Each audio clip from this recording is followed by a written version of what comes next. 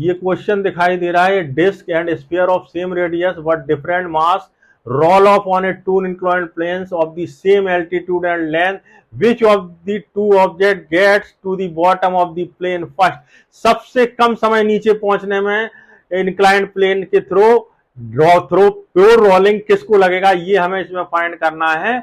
और ये चार ऑप्शन है, depends on their masses, number दूसरा डिस्क को कम लगेगा, नंबर तीसरा स्फीयर को कम लगेगा, या चौथा ऑप्शन कह रहा है कि दोनों एक ही समय पर पहुंचेंगे। ठीक है, तो प्योर रोलिंग में थ्रू इंक्लाइंड प्लेन जो है टाइम ऑफ डिसेंट की वैल्यू होती है t is equal to 1 upon sine theta under root 2h 1 upon K square upon R square upon G, ये वैल्यू होती है t की। ठीक है, ये t की वैल्यू हमने इसका डेरिवेशन सीखा था।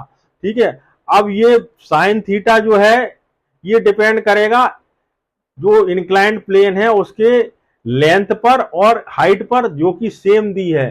ठीक है, ये लिखा, क्या लिखा है, सेम एल्टीट्यूड एंड लेंथ, तो यानी साइन थीटा की वैल्यू सेम होगी, तो theta will be same, altitude and length of the inclined plane are same, therefore theta will be same.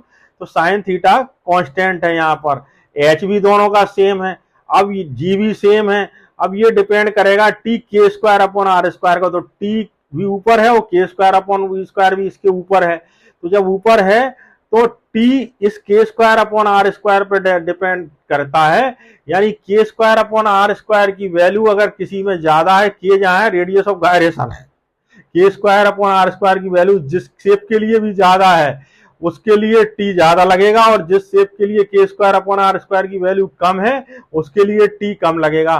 तो फॉर डिस्क जो है के स्क्वायर अपॉन आर स्क्वायर की वैल्यू जो है 1/2 होती है डिस्क के लिए।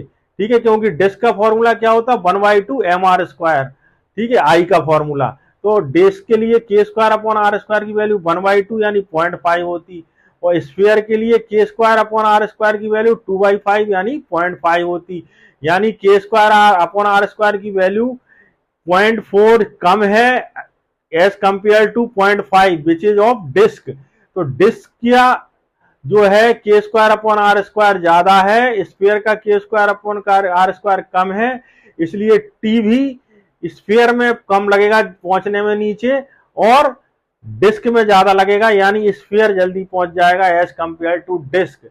इसलिए आंसर जो है थर्ड होना चाहिए, स्फीयर फर्स्ट पहुंच जाएगा। Thank you.